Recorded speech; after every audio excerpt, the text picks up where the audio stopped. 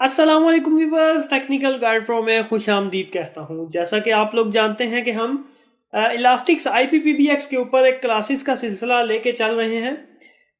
अगर तो आप लोगों ने मेरी वो सारी क्लासेस नहीं देखी, फर्स्ट टाइम आप ये वीडियो देख रहे हैं, तो ऊपर लिंक आ रहा है, तो वहाँ से आप पूरी सीरीज़ क्लासेस की देख सकते हैं। क्लास 0 से लेकर क्लास 16 तक हमारी क्लासेस कंप्लीट हो चुकी हैं। तो रिसेंटली जो हमने क्लास पढ़ी है वो 16 पार्ट 2 पढ़ा है। तो अगर आपने क्लास 16 पार्ट 2 नहीं देखा या क्लास 16 नहीं देखी तो ऊपर लिंक आ रहा है, वहां से आप उसको देख सकते हैं। IVR हमने लास्ट स्टडी किया था।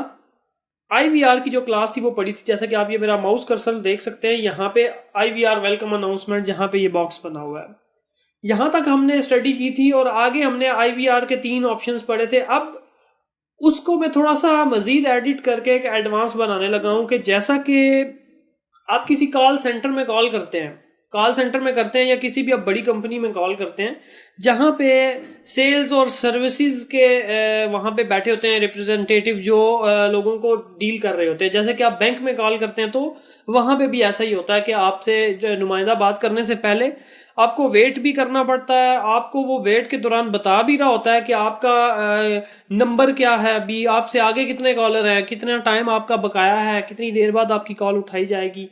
तो ये बेसिकली क्यू बोलते हैं इसको, क्यू। तो क्यूज सेट करने पड़ते हैं एक्सचेंज के अंदर। उन क्यूज के अंदर ये सारी चीजें तरतीब से बनाई जाती हैं कि कस्टमर आए, वो कितनी देर वेट करे, आगे कितने एजेंट आपके बैठे हुए हैं, कौन सा एजेंट उसको उठाएगा, मतलब एजेंट मैनेजमेंट भी इसी के अंदर है। बहुत सारी चीजें इसके अंदर है। काफी लंबी चौड़ी सी क्लास होने वाली है। तो कोशिश करूंगा कि शॉर्ट होके एक ही क्लास में पूरा आ जाए। अगर किसी सूरत में हमारा क्यूज एक क्लास में पूरा नहीं आता तो फिर मैं इसकी दूसरी क्लास बनाऊंगा। वैसे मुझे उम्मीद है कि इसी एक क्लास के अंदर जो क्यूज का ऑप्शन है ये पूरा हो जाएगा। तो व्यूअर्स, यहाँ पे आप देख सकते हैं कि जब IVR, अगर आपने IVR की क्लास नहीं देखी तो आप पिछली क्लास देखें, तब आपको ये चीज समझ आएगी। IVR में आपने अनाउंसमेंट दे दी है कि for admin department dial 1, for sales department dial 2, for service department dial 3। अब जब ये इनमें से कोई बटन कस्टमर प्रेस करेगा या ऑपरेटर दबाएगा तो वो 0 दबाएगा तो ऑपरेटर के पास चला जाएगा। हम इस ऑपरेटर को भी एज अ क्यू कंसीडर कर सकते हैं। तो अभी हम बात करते हैं क्यू की, उसको हम छोड़ देते हैं, हम आगे चलते हैं। फर्ज किया कस्टमर ने 2 दबा दिया, 2 दबाएगा तो ये आगे सेल्स क्यू है। सेल्स क्यू जो बना हुआ है इसके अंदर आ जाएगा कस्टमर, और हमने इसके अंदर कितने कस्टमर्स को अलाउ किया है जी, जितने भी वो आगे हम आके प्रोग्रामिंग करेंगे, इसकी सारी कॉन्फ़िगरेशन करेंगे तो वहां पे हमें पता चलेगा कि जो इसके सेल्स क्यू में है कस्टमर वो कितने होने चाहिए और कितनी देर वो वेट कर सकते हैं। ये सारी चीजें उसमें आएंगी। सो व्यूअर्स, आप मेरे साथ रहिएगा।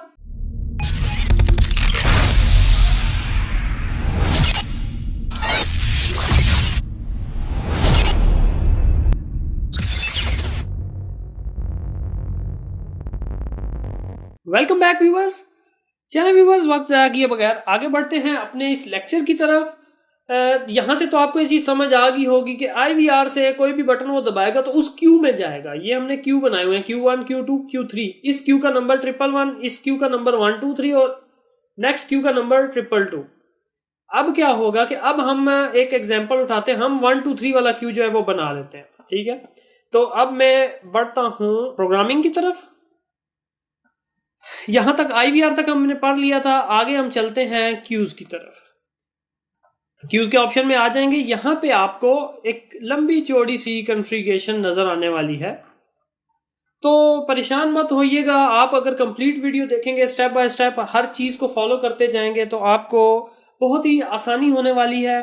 और मेरे वो व्यूअर्स जो मेरी वीडियोस देख के एक्सचेंज लगा रहे हैं, पूरी कॉल सेंटर बना रहे हैं, तो मुझे बड़ी खुशी है कि मेरी वीडियोस देखने के बाद लोग इस लेवल तक जा चुके हैं कि वो एक बड़े लेवल के सेटअप भी लगाने के लिए तैयार बैठे हुए हैं। वो लोग बड़ा वेट कर रहे हैं मेरी आगे आने वाली वीडियोस में। मेरे पास टाइम बहुत शॉर्ट होता है, जिस वजह से मैं बड़ा स्लो वीडियोस बना रहा हूँ, लेकिन इंशाल्लाह मैं कंप्लीट करूंगा इस एक्सचेंज को, ताकि बहुत सारे लोगों का इससे फायदा हो सके। सबसे पहले हमने क्यू नंबर बनाना है। यहाँ पे ये वो नंबर है, बेसिकली समझ लें ये एक्सटेंशन नंबर ही है। ठीक है, ये एज एक्सटेंशन काम करता है। इसके ऊपर जब कॉल आती है तो फिर आगे इसके क्यू चलना शुरू हो जाता है पूरा। तो ये क्यू का नंबर हो गया। मैं काम करता हूँ, ये मैंने एक क्यू बनाया हुआ है, मैं इसको खोल लेता हूँ, उसके अंदर सारी चीज़ें ऑलरेडी मैंने मेंशन कर दी हैं। अभी मैंने क्यू का नाम यहाँ पे टेस्ट लिखा हुआ है, तो मैं बना रहा हूँ 1 2 3 वाला। अगर आप यहाँ पे देखें तो 1 2 3 सेल्स है। हमने सेल्स का क्यू बना लिया, इसका नाम सेल्स रख दिया।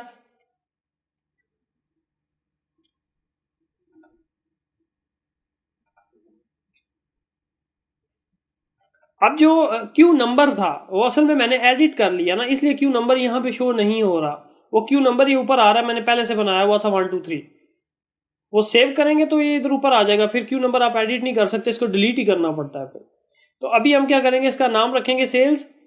Q password, queue password basically user के लिए, यूजर नहीं मतलब एजेंट होता है ना, जो एजेंट, फर्ज किया कि आपने 10 एजेंट बिठाए हुए हैं लाइन में, बाहर से जब कॉल आएगी इस क्यू के अंदर, तो उस क्यू की कॉल को कौन सा एजेंट अटेंड करेगा। आपके पास 20 एजेंट हैं, 20 में से 10 प्रेजेंट हैं। अब जो 10 प्रेजेंट हैं वो 10 उसके अंदर लॉग इन होंगे, वो लॉग इन अपने टेलीफोन सेट से ही होंगे, और उसको लॉग इन करने के लिए ये पासवर्ड दरकार होगा। यहाँ पे हम कोई भी पासवर्ड लगा सकते हैं, तो मैंने अभी 1 2 3 लगा दिया। अभी हम बेसिक चीज़ें कवर करेंगे, बहुत डीप में नहीं जाएंगे, लेकिन मेरी कोशिश होगी कि इतनी जो ज़रूरत की चीज़ें होती हैं वो मैं कवर करता जाऊँ। जैसा कि मैंने पहले भी आपको बताया कि ज़रूरत की चीज़ें कवर करते जाएंगे तो ज़रा वीडियो अपनी जगह पे आएगी, नहीं तो बहुत लंबी हो जाएगी, आप भी बोर होना शुरू हो जाएंगे। इसके बाद हम यहाँ पे आते हैं CID name prefix. CID name prefix क्या होता है? प्रीफिक्स आप पिछली मेरी अगर क्लासेस नहीं पढ़ी, अगर वो पढ़ते जाएंगे तो आपको नामों से अंदाजा होता जाएगा कि इस चीज से हमने क्या करना है। प्रीफिक्स पहले लग के आएगा, ठीक है। इसका मतलब ये है कि अब यहाँ पे एडमिन था ना, तो मैं इसको सेल्स कर देता हूँ, सेल्स कॉलन। कॉलन मैंने इसलिए डाला कि सेल्स कॉलन लगा हुआ आएगा हर कॉल के नंबर के साथ। इससे फायदा ये होता है कि आपके एजेंट को पता लगेगा कि कॉल कहाँ से आई है, किस क्यू से आ रही है कॉल मेरे पास। अब जाहिर बात है कि उस आगे एजेंट को पता ही नहीं है, कॉल वो रेडी बैठा हुआ है डॉक्यूमेंट्स खोल के या जो भी फाइल्स वगैरह अपने सामने खोल के कि मैं जो आपका बंदा है सर्विसेज वाला उसकी चीज़ें खोल के बैठा हुआ है। कॉल आ जाती है सेल्स की, तो वो फिर इतनी देर लगाएगा, उसको होल्ड करवाएगा और फिर अपनी चीज़ें चेंज करेगा। ये उसके पास डायरेक्टली आ जाएगा, सेल्स लिखा हुआ जब उसके पास शो होगा तो वो फौरन से उसका माइंड इसी साइड पे चला जाएगा कि यार ये सेल्स वाला कस्टमर है, इसको सेल्स की तरह डील करना है मैंने, कि इसके साथ हमने डील करनी है कि जो भी चीज़ हम सेल कर रहे हैं, जो भी जिस तरह का भी हो सकता है। Wait time prefix, wait time prefix basically आपकी टेलीफोन स्क्रीन के ऊपर लिखा हुआ आ जाएगा कि इस कस्टमर, ये जो सेल्स में जो इस क्यू में, सेल्स वाले क्यू में जो कस्टमर आपका ऑन होल्ड पे था, उसको कितनी देर हो गई है वो उसको होल्ड हुआ है वो। तो फर्ज किया यहाँ पे वेट टाइम प्रीफिक्स वो लगा देता जी 10 मिनट, तो आप कॉल उठाने से पहले देख लेंगे और कॉल उठा के उसे पहले ही माजरत कर लेंगे कि वो हाइपर ना हो। आप उसे माजरत करेंगे कि आप बहुत लंबे टाइम से वेट कर रहे हैं, तो जी बताइए आपका क्या मसला है। उसके बाद अलर्ट इन्फो आ जाता है। अलर्ट इन्फो बेसिकली ये हर डिवाइस के ऊपर कंपैटिबल नहीं होता, ये कुछ सिंगोमा वगैरह और इस तरह के टेलीफोन सेट है जो अलर्ट इन्फो यहाँ से जिसकी आप सेट कर सकते हैं। Alert info basically ring tone होती है, डिफरेंट किस्म की रिंग टोन्स होती हैं, आप हर क्यू के लिए एक रिंग टोन यहाँ से सेलेक्ट कर लेते हैं। उससे क्या होता है कि देखने से पहले जब कॉल सुनाई देती है तो बंदे को याद होता है यार ये फलाने क्यू की रिंग टोन है, तो ये बेसिकली वो चीज़ है। इसके बाद आता है स्टैटिक एजेंट्स।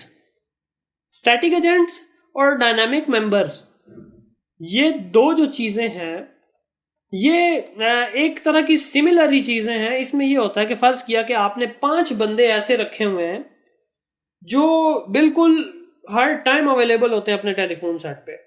उससे क्या होगा कि उनको लॉग इन नहीं करना पड़ेगा, आप यहाँ पे उन बंदों को यहाँ डालते जाएंगे। जैसे कि मैं बहुत सारी एक्सटेंशंस हैं यहाँ पे, कोई भी एक्सटेंशन यहाँ पे डाल देते हैं, यहाँ से आप पिक भी कर सकते हैं और यहाँ पे आप लिख भी सकते हैं। अब जैसे मैंने एक सेलेक्ट कर दिया है, ये देखें। अब ये जो फॉर्मेट आपको नजर आ रहा है ये बेसिकली अब जैसे 806, 808, अब इनके आगे इनकी ये प्योरिटीज लिखी हुई हैं कि ये प्योरिटी 0 के ऊपर है, प्योरिटी 1 2 3। बेसिकली सबसे पहले जो कॉल है ना वो प्योरिटी 0 वालों के पास जाएगी। अगर आपने प्योरिटी 1 की हुई है तो 1 पे कॉल नहीं जाएगी, पहले 0 वालों पे जाएगी। अगर 0 बिजी है तो फिर 1 पे जाएगी। तो ये अब स्टैटिक एजेंट्स हैं, इन पे हर वक्त कॉल जाएगी। ये नहीं है कि वो इसको लॉग ऑफ कर देंगे, बंद करके उठ के चले जाएंगे, ऐसा नहीं है। उस टेलीफोन सेट पे हर टाइम कॉल आएगी अगर आपने स्टैटिक रखा तो। ज़्यादातर क्या होता है कि जब कॉल सेंटर होता है, कॉल सेंटर में काफ़ी सारे लोग बैठे होते हैं। अब उनमें से कुछ लोग वॉशरूम जा रहे हैं, कुछ लोग लंच पे जा रहे हैं, कुछ लोग कॉल सुन रहे हैं, कुछ लोग छुट्टी पे हैं। तो इन सारी चीज़ों को मैनेज करने के लिए डायनामिक मेंबर्स बनाए जाते हैं हमेशा। आप यहाँ पे लिखते जाएं, जो भी आपकी एक्सटेंशंस हैं वो लिखें। आप यहाँ पे 2, 4, 10 जो भी लिख दें। अब क्या होगा कि ये जो 810 वाला जो मेंबर है, जो एजेंट है बेसिकली, ये अपनी सीट पे जब आके बैठेगा सुबह, तो वो अपने टेलीफोन सेट से डायल करेगा एक कोड। इसके लिए कोड होता है, शॉर्ट कोड। जैसे कि उस कोड को कैसे डायल किया जाए, इसका नंबर, क्यू का नंबर, इसके आगे स्टार, 1 2 3 स्टार जब डायल करेगा तो ये लॉग इन करवाएगा उससे। आप जो ही ये डायल करेंगे 1 2 3 स्टार, तो जो आपका टेलीफोन सेट है वो आगे रिकॉर्डिंग चलेगी। रिकॉर्डिंग में आपको वो बोलेगा कि लॉगिन के लिए आप अपना यूज़र नेम जो है वो इंटर करें। यूज़र नेम इंटर करेंगे। यूज़र नेम क्या है? इसका यूज़र नेम है 810। अपना नंबर ही डायल करना है। अपना नंबर डायल करके हैश का बटन दबाएंगे। फिर वो आपसे कहेगा कि पासवर्ड डायल करें। पासवर्ड, ये वाला पासवर्ड डायल करेगा, फिर हैश का बटन दबाएगा और वो लॉग इन हो जाएगा इसके अंदर।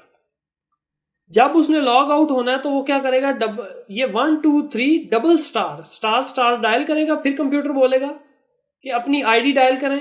वो अपनी आईडी डायल करेगा। आईडी डायल करने के बाद कंप्यूटर उसको बता देगा यू आर लॉग्ड ऑफ। और आप नीचे चलते जाएं। ये पिक एक्सटेंशन है, जस्ट आपकी एक्सटेंशन लिस्ट है जो वहां से आप पिक कर सकते हैं इस चीज को। रिस्ट्रिक्ट डायनामिक एजेंट्स, इसमें क्या होता है कि आप जब इसको यस करेंगे तो सिर्फ इनको वो अलाउ करेगा। ये 2 बंदे ही यहाँ लॉग इन हो सकते हैं, अदरवाइज किसी और एक्सटेंशन वाला बंदा क्यू का नंबर डायल करके लॉग इन नहीं हो सकता उसके ऊपर। अगर वो कोई और बंदा 1 2 3 स्टार डायल करे और अपनी एक्सटेंशन लिखे तो वो कभी भी नहीं इसको एक्सेप्ट करेगा। अगर ये यस है तो, अगर नो है तो कोई भी बंदा इस क्यू में बैठ जाएगा और वो कॉल उठाना शुरू कर देगा। वो सिक्योरिटी इशू होता है। इसके बाद एजेंट रिस्ट्रिक्शंस है। Agent restrictions, call as dialled है, नो फॉलो मी और कॉल फॉरवर्ड, एक्सटेंशंस ओनली। अब इसमें क्या होता है कि रिस्ट्रिक्शंस हैं कि नॉर्मली जो है नो फॉलो मी और कॉल फॉरवर्ड रखा जाता है कि फर्ज किया एजेंट जो है उठ के वो चला गया है, लंच पे चला गया, तो अगर पीछे से क्यू उसको कॉल करेगा, क्यू पे कोई कस्टमर आएगा और उसके नंबर पे कॉल चली जाएगी, तो वो क्यू वाला उसका टेलीफोन सेट भी बोलेगा और उसके टेलीफोन सेट के बाद उसके मोबाइल नंबर पे कॉल, जो फॉलो मी होता है या कॉल फॉरवर्ड होता है, उसके मोबाइल नंबर पे अगर लगा हुआ है तो उसके मोबाइल नंबर पे कॉल चली जाएगी।